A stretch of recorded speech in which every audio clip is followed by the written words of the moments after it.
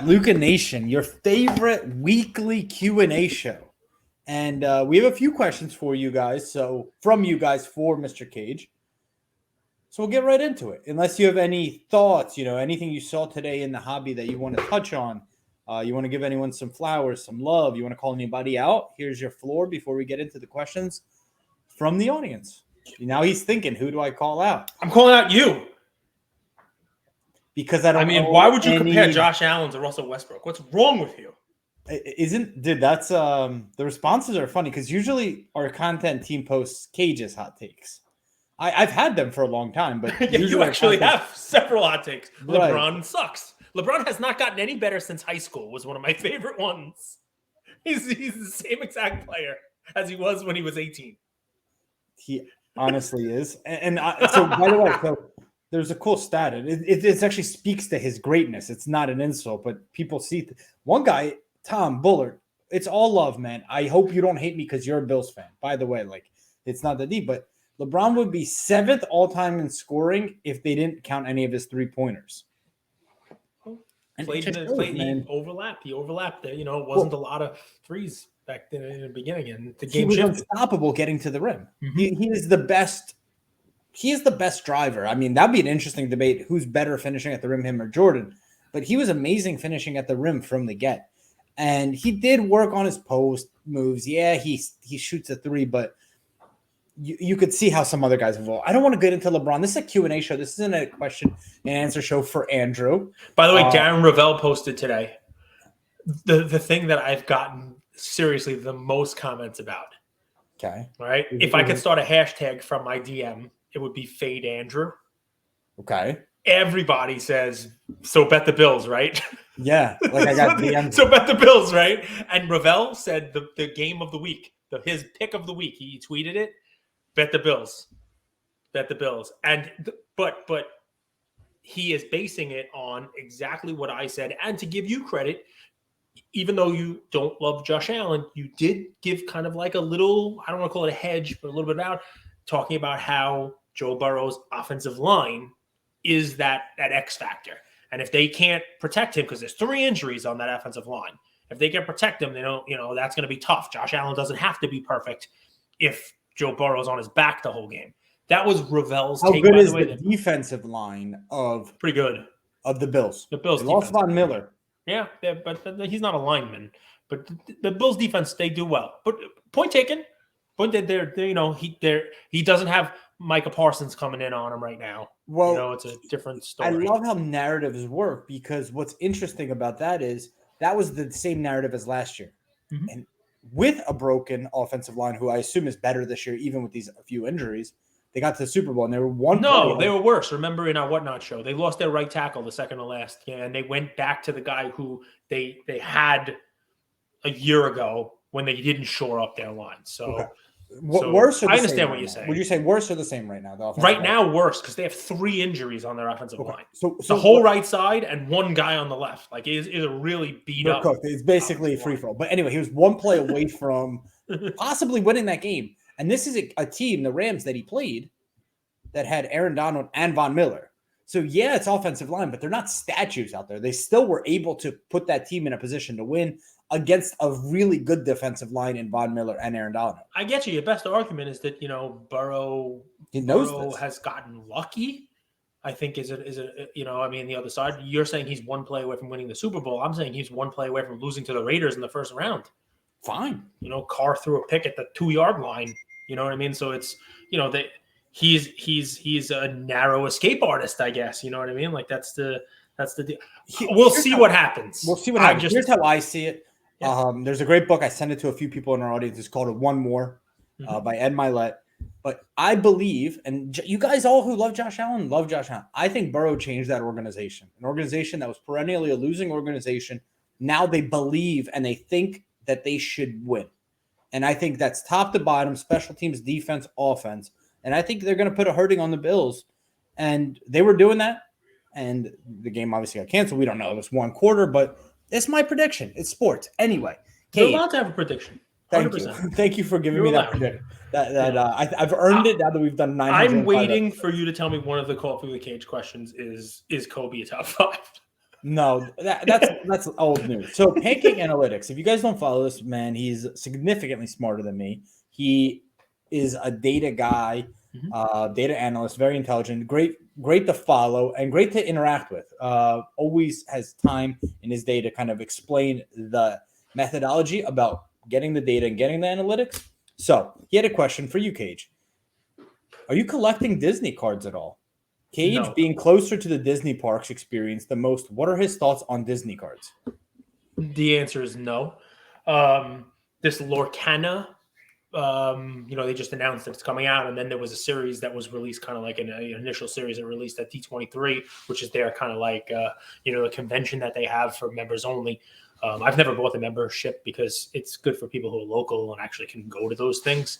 But no, I think it's forced. Disney cards have been around for a very long time, right? And I think if Pancake were here, what he would recommend to people who are interested in Disney cards are to look at the vast history of Disney cards instead of looking at the, I would say, non-organic Lorcana cards that are coming out now. They're supposed to be a TCG game. Like, it's supposed to be like a game, it's supposed to be like a Pokemon, like play the game kind of thing.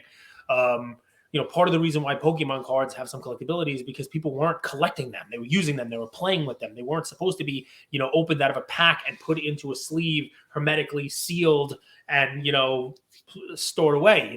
That's why the condition's bad on them. That's why you see, played with cards. No one's playing with these Lorcana cards, right? And they're being produced in massive quantities. I know the first run is a little more limited, but it's not limited. But a lot of the other Disney cards that came out were not collected. I mean, there's Walt Disney and Mickey Mouse cards that date back into, I think, the 30s and 40s. You know what I mean? And there's some cool stuff there that I think is much more scarce. Do you think we should draw a line and divide, like kind of a line through the sheet of paper when we talk about collectability? Because there's two standpoints. There's, like, you bought a Goonies auto card. Yes. That's a collectible, but that's not one that you think is ever going to go up in value. Correct? Yeah. Where the collectability of Pokemon cards that you're talking about is, I want that Zard first edition. I want it as high as great as possible. I want it in my collection, but I also think this is a great place to put my money because there's not a ton more of these coming ever. Yeah. So, I mean, listen. Collectability out of passion and collectability out of passion and investing with a collectability tip. It's funny. What I would say here is if you put in Pokemon card, a Charizard picture is going to come up, right? And people are going to know what it is, and it's iconic, and there's a reason why Pokemon cards are. If you type Disney card into your Google search, the first thing that comes up is most likely going to be a Chase Visa card that you could apply for, a credit card. That's what Disney card is going to come up with on Google. That would be my bet. Boom, Disney Visa card, 100%.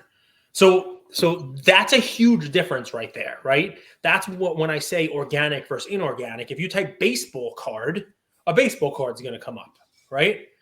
You type Disney card, it falls more into the fringe part that I talk about where, F1 and wrestling, and I know you guys hate me with wrestling, but it's something that does not have a mass appeal for a long period of time. I'm not saying there's no appeal for wrestling cards. I'm not saying there's no collector base. I know they've been collected for a while. I know there have been years and years of cards.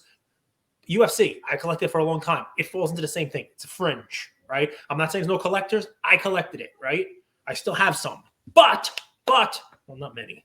But it's a small thing without a history, right? If you type in UFC card, what's probably going to come up is who's fighting on the card at a certain event, not a card, not a Conor McGregor. So if you like Disney, if you're a Disney fan and you're going to enjoy owning some Disney cards with Mickey Mouse or whoever it is on it, please, by all means, buy all that stuff. If you're a Stranger Things fan and you want to buy some Stranger Things cards because you think it's cool and you want to have an auto, great. I bought 5 boxes of Stranger Things cards back in like early November, hoping to have them Christmas time for my daughter for a present. I still don't have them. Thank you, Stranger Things, Netflix store, you name it. But eventually I'll get them and we'll open them. We watch the show and she'll enjoy it, I hope. For next year's Christmas. For whenever, but I don't have them yet. But I'm not telling you what to collect or not to collect. I'm saying that if you're going to collect Disney cards, do a little research into it. Don't just say, all right, I love Disney, I'm going to buy Lorcana, right? There were other cards for Disney. Disney cards have been made for a long time. And, you know, I'm going to expand this beyond what Pancake is asking. I'm going to expand it to Star Wars is a Disney property, okay? Star Wars is owned by Disney. Lucasfilm's owned by Disney. And I'll expand it to that, right? Yeah, there's some cool Star Wars cards coming out now, right? Galactic and like, you know, shiny, you name it, the whole deal. There have been Star Wars cards since the 70s when the movie came out. There is vintage Star Wars cards, but then there's also other sets made by Topps, made by other companies throughout the years. When they rebooted the series, the Skywalker Saga and the whole Phantom Menace, there were cards. There's Chrome cards. There's different versions of the sets that, by the way, came out. They didn't immediately try to be flipped and sold and graded, so maybe they're harder to find, and maybe they'll have some collectability because of that. Do some research. Don't just take the force feeding of what you're seeing online. Disney cards does not just mean Lorcana because somebody's telling you that's what it means. Take some time, research this stuff. Pancake Analytics, I think, actually did a little analysis of the Disney stuff. You could probably go right to his page and see some of the older stuff, you know? Highly recommend. And I'd reach out to him as well for that. So Octane Collectibles asks, bacon, egg, and cheese or sausage, egg, and cheese? Ooh, this is a good question. That's a very good question. So for a standard food, like a real food, like you're getting it from, you know, from a diner or from someplace that's actually going to cook it, right? I'll go bacon, egg, and cheese 10 times out of 10. Bacon, egg, and cheese. Like bacon, egg, and cheese on a roll and take it with you, 100%. But if it is like McDonald's, you know, like processed, like, all right, I'm just going to get a Egg McMuffin. I prefer the sausage Egg McMuffin to the one with the Canadian bacon ham. I prefer the sausage Egg McMuffin. That's just, it's one time. I'll take like, you know, the more processed version. I'll take all the amazing delis in New York. I still can't believe you buy McDonald's. I love McDonald's. I got McDonald's for dinner tonight. It was amazing. The kids love it. A little McNuggets down your throat. Boom. Little French fries, sweet and sour sauce. When investing, collecting, buying cards, how important is it to understand the history of different sets? And if I could add a little bit here, where do you go to learn that history? The Exchangegram, the interwebs. Blowout? Is this blowout? I mean, it depends on what you're talking about, right? Like, you know, if you want to get into cards and you want to buy cards of Kate Cunningham, right? You don't really have to spend 50 hours researching, right? Because there's only going to be one set right now. There should be two, but, you know, we're a little behind. There's only going to be one set. So the research is going to be, okay, what sets are there? What releases are there that have him? Give me what's licensed versus non-licensed. And then take a look at the last couple of years of a similar player and see what the prices are in each release. Right? What's National Treasures do? What's Flawless do? What are the type of cards that are in there? It'll be a couple hours. Where do you look? eBay, PWCC's research tab, you know, completed auctions on Golden if it's, you know, these modern cards. Join obviously Instagram has a whole bunch of great stuff too. You know, you can search on Instagram for that, but join a Facebook group for like-minded people. There's a million, you know, modern, ultra-modern NBA stuff.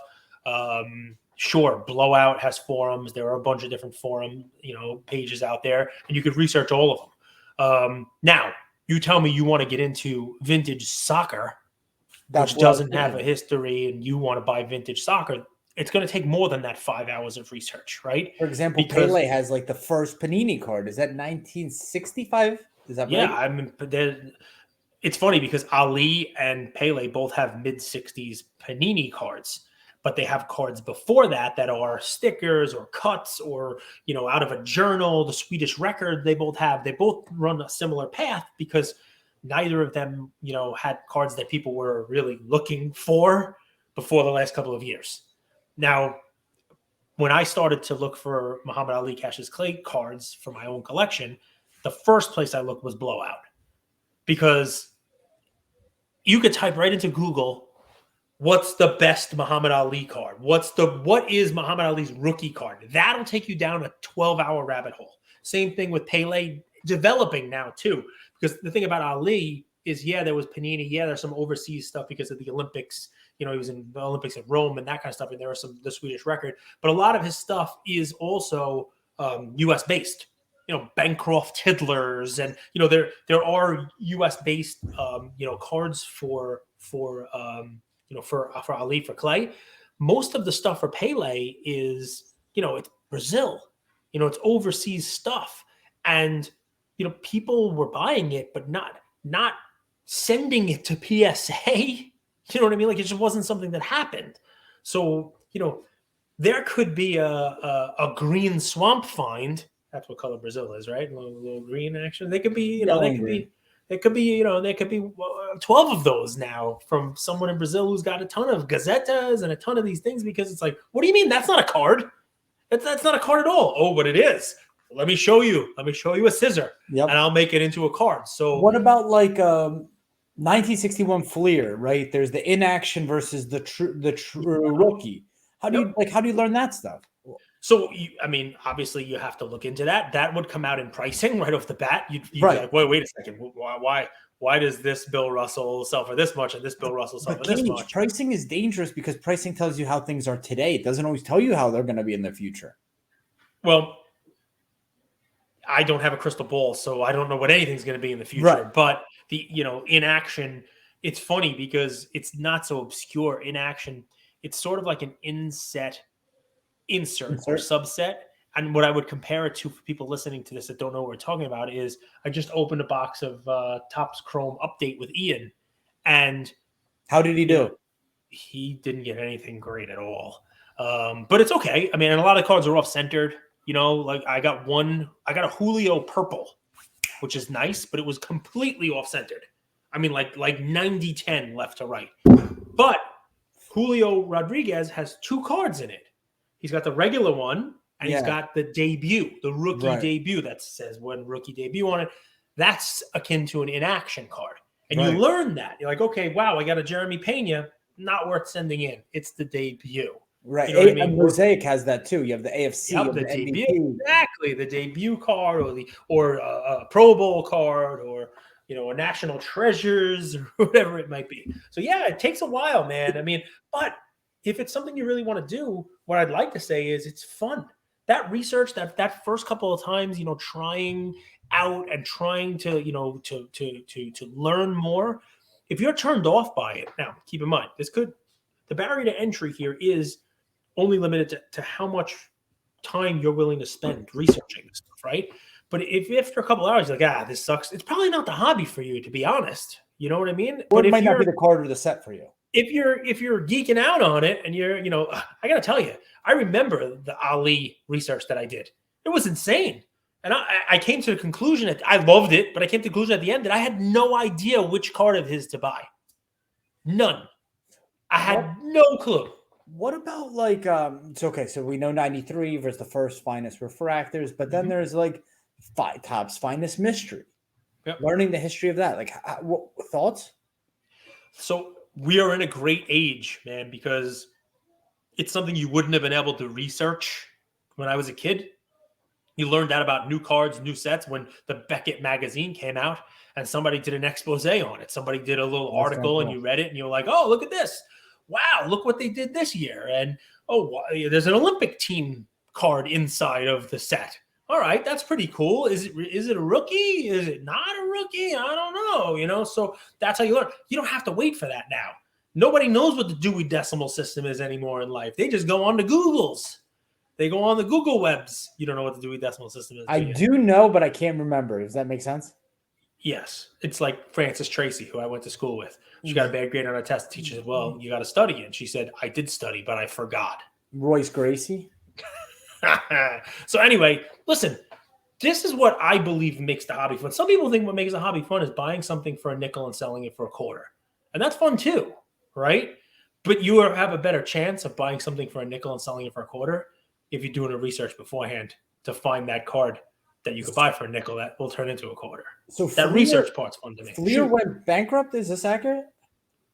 So Flier's properties were bought by Upper Deck. I don't know that it was a bankruptcy sale, but Fleer and Skybox are owned by Upper Deck. The names, the brands are owned by Upper Deck.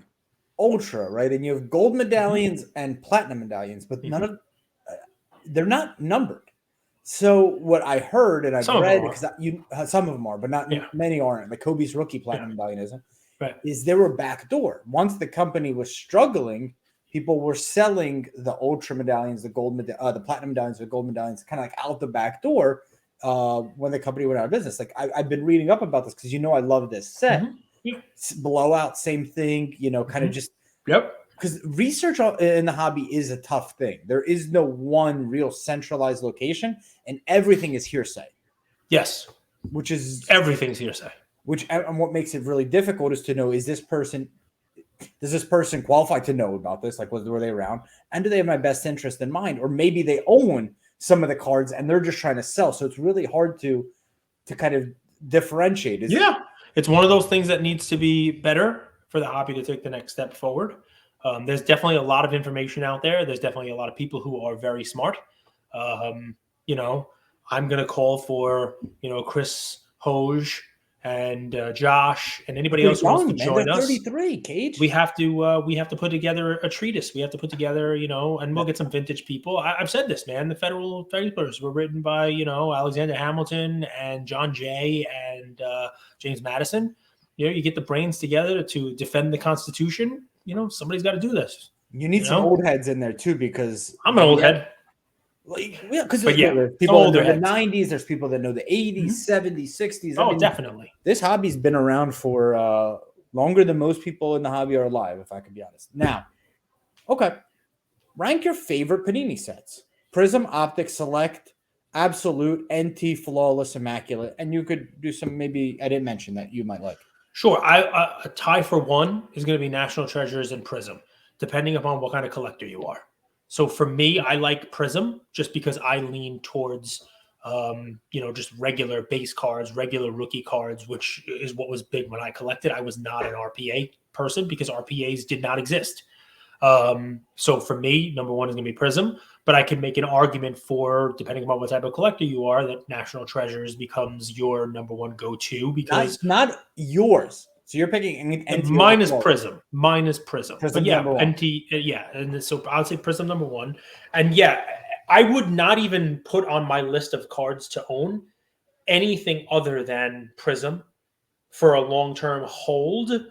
I wouldn't put Optic. I wouldn't put Select. I wouldn't put any of those things on there. And I hope Fanatics is listening because it's part of the problem with the hobby, I believe.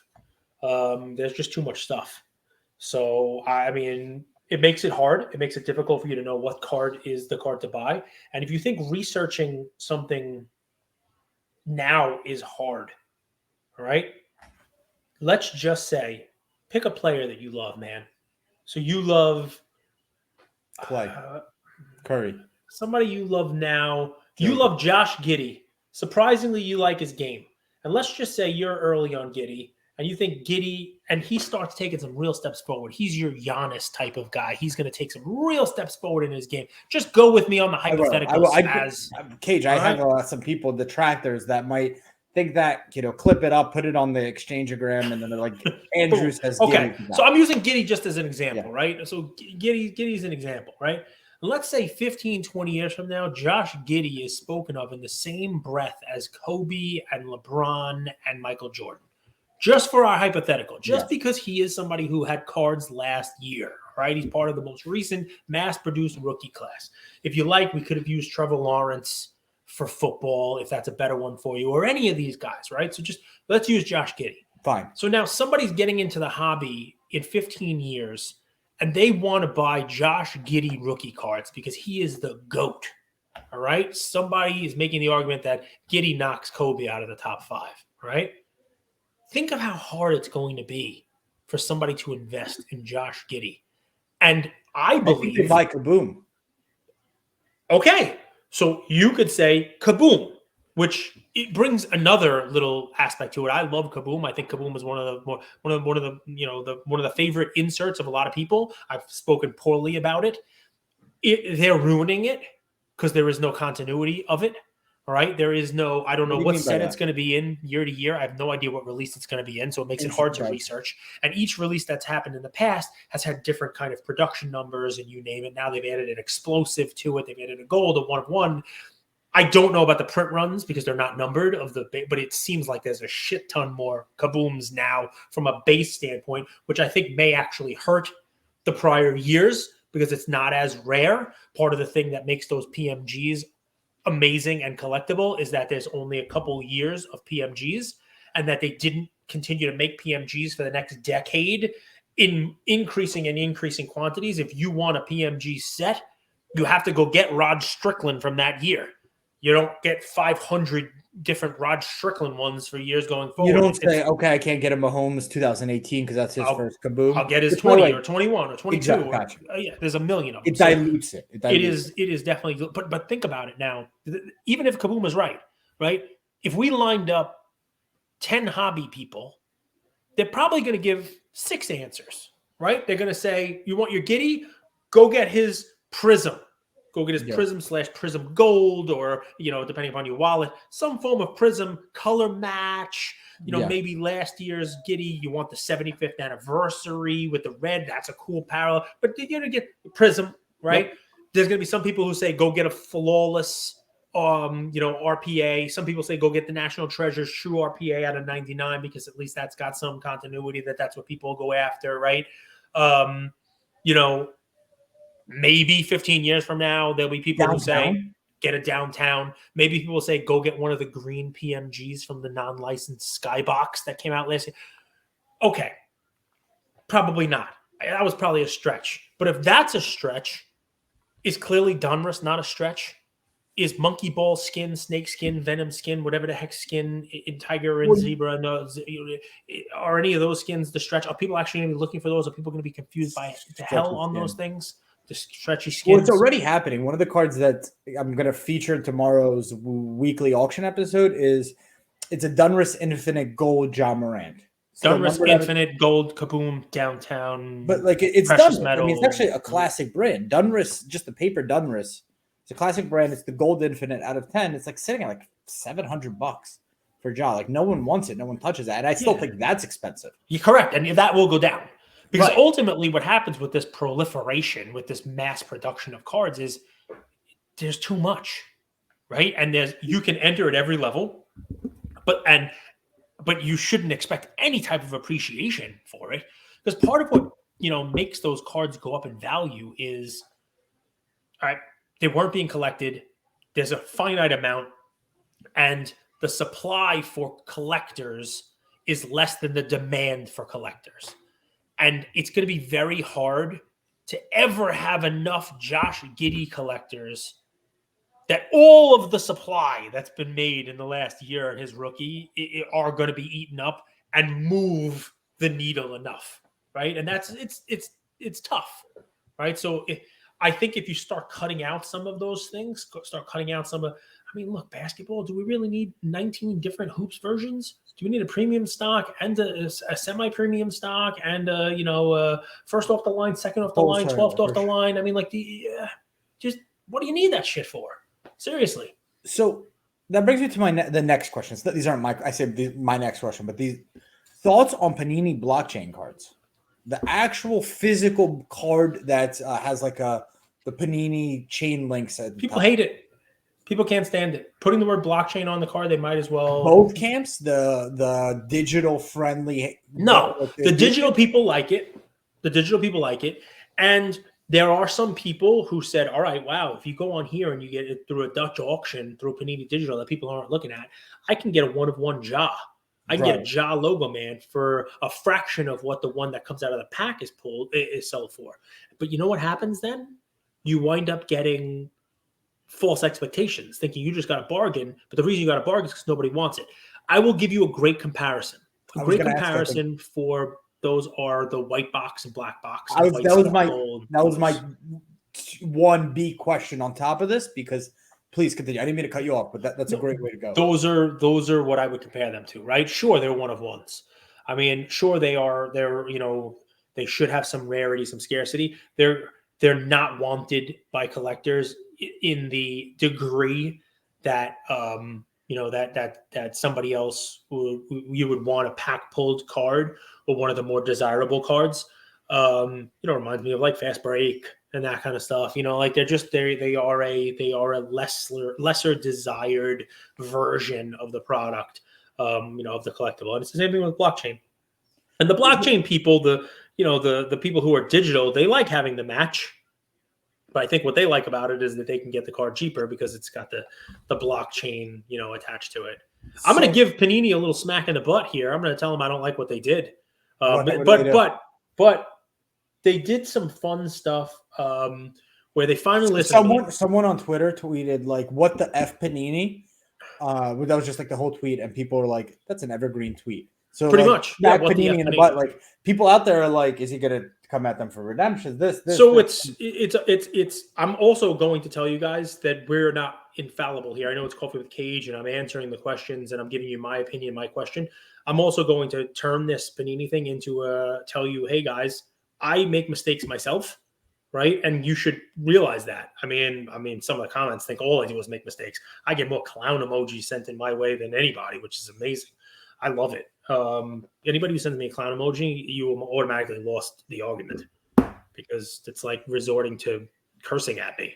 If you can't materialize your argument and formulate it with actual words, make some sentences and have a conversation, you lose. If you have to use, vulgarity or clown emojis, I don't even need to respond.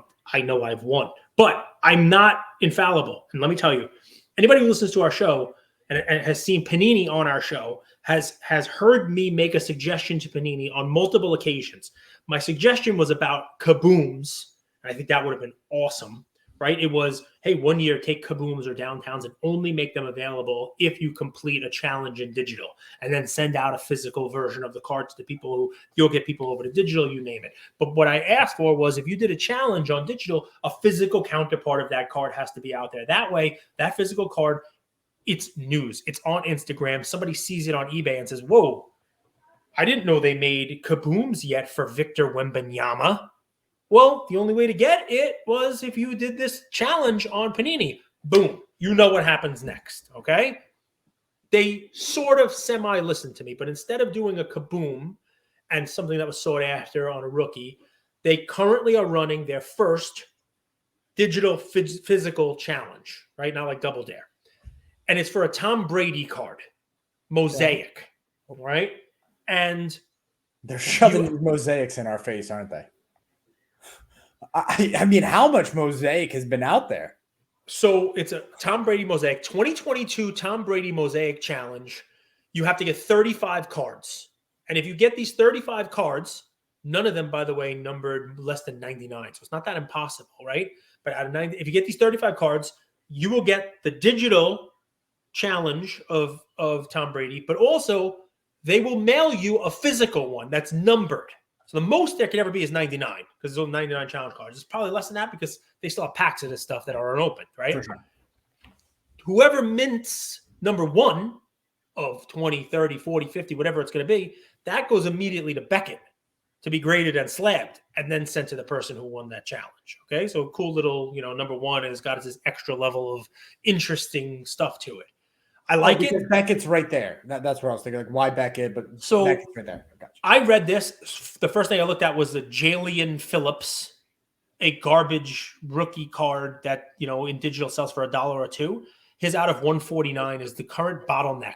I went and I looked and, it means, all right, if you're going to complete this challenge, how much is it going to cost you? And the cheapest one of that card was like $1,800. Yeah. Okay. So because people own it and aren't selling it and are trying to hold it hostage for somebody who wants to do the challenge. So I said, you know what? I'm just going to buy packs. And I went in and I bought $2,000 worth of Mosaic football packs 2022 because it's a 2022 Tom Brady challenge. I bought 200 packs. I opened them up with Ian. We had fun. Ian had a blast opening these packs. We got a gold Tom Brady Stairmaster out of 10. I don't know what that's worth. We got a gold Trevor Lawrence insert. We got some cool, autograph cards. We got some stuff. It's probably not worth $2,000, because we didn't get that many. But I went to the challenge and I said, okay, how many of the 35 challenge cards did I get? Some of these are like base cards. 0. And I'm like, how the hell is that possible? I think I completed the whole base set almost. Like, why am I missing this? And I click into the challenge again. Panini did the 2022 Mosaic challenge for Tom Brady using 2021 Mosaic cards. Yeah. My mistake. As we sometimes say here, people don't read. In my excitement for the fact that Panini had finally listened to me and was making a physical, digital, component card. The challenge was going to be both physical and digital. I ran to it. Fidgetal. I ran to it. Oh, let's go. I got to buy it. They're listening to me. I mean, this is my idea. I got to support it. And I supported it in such a way that did not give me any of the challenge cards at all. And it's $2,000. Cool. Yeah. So anyway, moral of the story, I think they're sort of listening. I can't believe the way they did it. Because if you're a physical collector, a Tom Brady Mosaic 75th year, 83rd year of his career, where he had the worst year of his career in Mosaic, is not bringing you over to digital anyway. You could care less about that card. Even if you get the physical version of it, sure, it's got some coolness factor to it because it's the first one, but it's not going to sell for a crazy amount. And then you go look at it, even the lunatics who do want to do it, like myself, go look at the challenge to complete it and see a $1,500 Jalen Phillips card. Get the hell out of here. It's not going to get done. You had the right idea.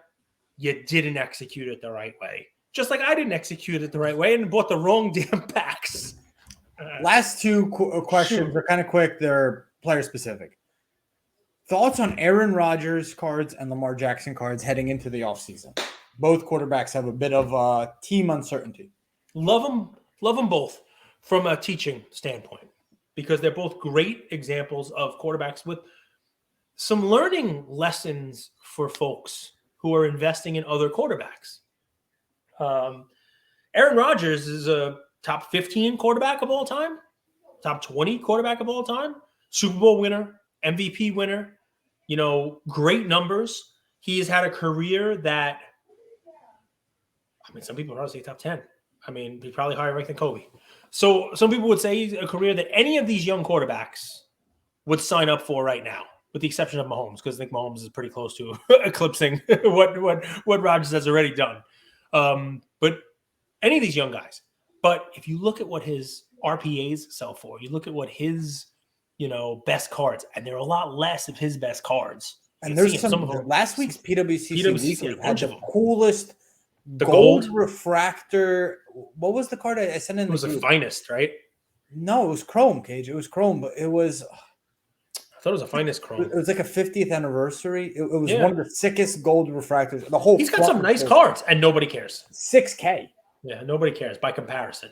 Literally, Trevor Lawrence cards are right now prices are blowing Aaron Rodgers cards out of the water.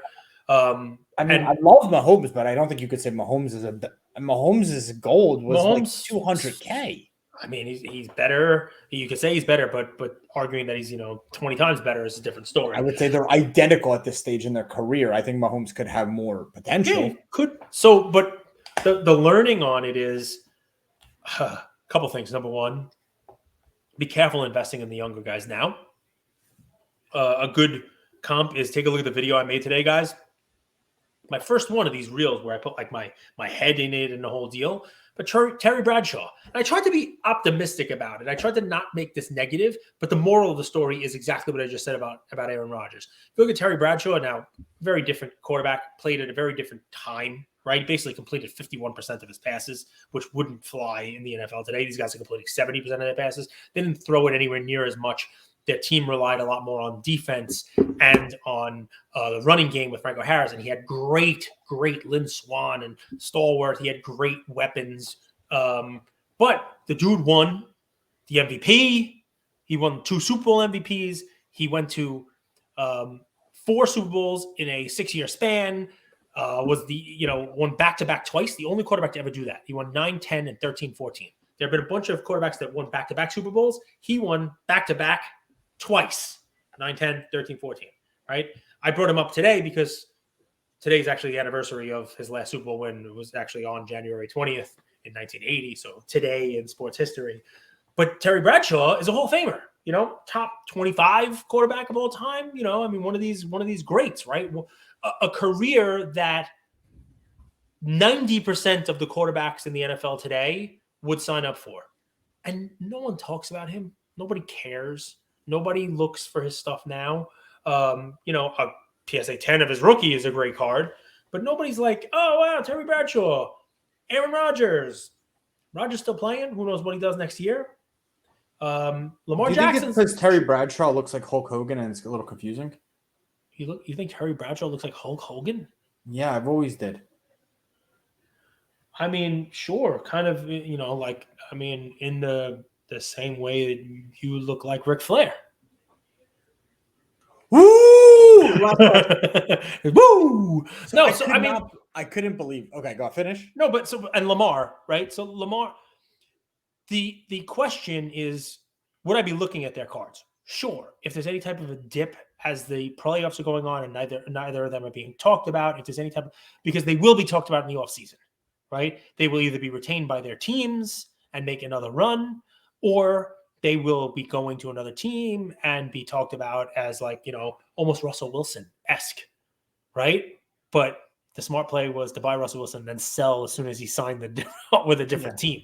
You know what I mean? So, your window on these guys is pretty quick. Lamar's a great example of, somebody who, I don't know if he ever regains the momentum that he had, right? This is a guy who won the MVP and was being talked about as 1-2 with Mahomes.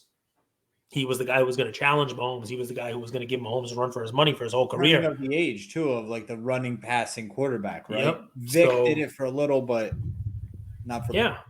So, but I mean, they're good tools for learning, those two guys. Look at the prices on those and then compare it to the prices that you're thinking about paying for, a card now of Trevor Lawrence or something like that. God. I almost couldn't believe when I saw these prices. So the Lucas Silver, $2,000 in a PSA 10. Trey is now $350. You're a portfolio manager. Mm-hmm. What's a better long-term investment, Trey or Luka? You hate Trey. I've tried to make Trey sort of happen, a couple times. I've tried to say I hate Trey's game, but at this price, he's what, 1/6? Yeah, but forget about that. Forget about the Luka and forget about the Silvers. Forget about the band. We tried to do that. Okay, well, Trey goes between 3 times and 5 times, and Luka this and blah blah blah, the whole 9 yards. It really is not that. It's what's the collectability of Trey? What's the fan base of Trey? Okay. What's the demand for Trey? I use Trey as an example of somebody who I thought is unappreciated now and may gain some appreciation in 20 years after his body of work is done and talked about. So remember the Tony Gwynn episode where we talked about just when you looked at his counting stats after the fact and, Trey Young stays an Atlanta Hawk for his whole career, let's say, right? And he's already taken him pretty far, right? He took him to the conference finals, right? Yeah. So, maybe he wins one. Who knows? Maybe he finds a way to win one. Maybe they build a good team around him. He wins one. He's going to set every Hawks franchise record, right? And he's going to be revered by the fan base, and he's going to be somebody that they love. He's probably going to break Curry's all-time scoring record. And you look at the three-pointers records, you look at the things he does, and I compared him to sort of like a Westbrook, Harden. Maybe he wins an MVP, maybe he doesn't, maybe he has accounting stats. And he's a guy that doesn't get too much love now, but he may be somebody that over time is appreciated more. I would wait on Trey and watch some of the Trey Young types that came before him and see if they appreciate. It's taken a long time for Tony Gwynn's cards to appreciate. That's the 80s.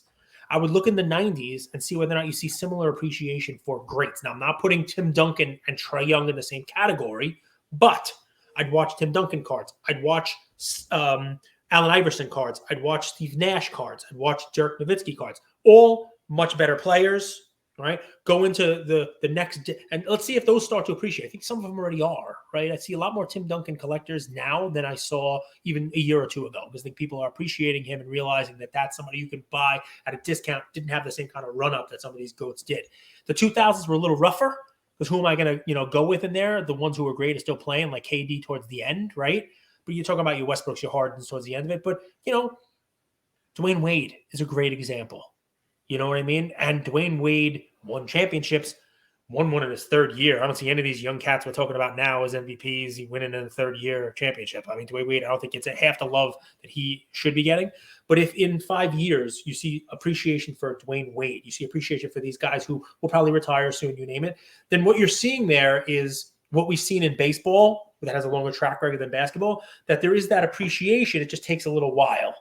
And I'd be more comfortable buying into Trae Young's cards if I knew, okay, Trae's going to be one of those 5 names that you talk about in this decade, as a guy who, when it's all said and done, was one of the guys in the NBA.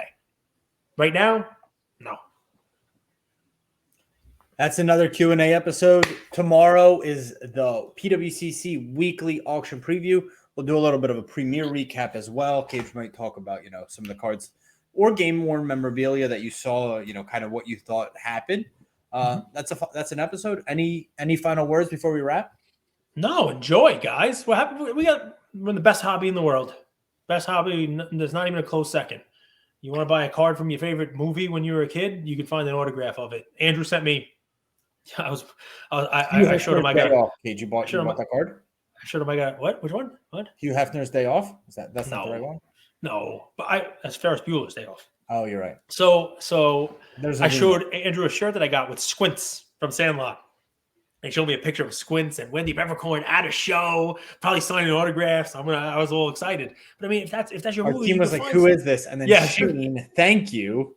Shane, love you, Shane. Thank goodness for Shane. Shane knew. He's like, it's Squints. Cajun was like, where did this guy play college basketball? Yeah, Cajun's like, this is not a basketball player. I don't know who it is. But no, guys, enjoy the hobby. Don't let anybody tell you how to hobby, myself included. Keep in mind, we're having fun here, right? I mean, this is your hobby. And even though this is, questions and answers, coffee with Cage is coffee with Cage, right? Have your own damn coffee. Have your coffee the way you like to have it. You know what I mean? And enjoy the hobby. Find a group of like-minded people that you're going to enjoy the hobby with. And, if I say something you disagree with, let me know. But it's we're all having fun. Best hobby in the world. That's a line right there. Don't tell me how to hobby. Imagine that on a shirt at a show. Don't tell me how to hobby.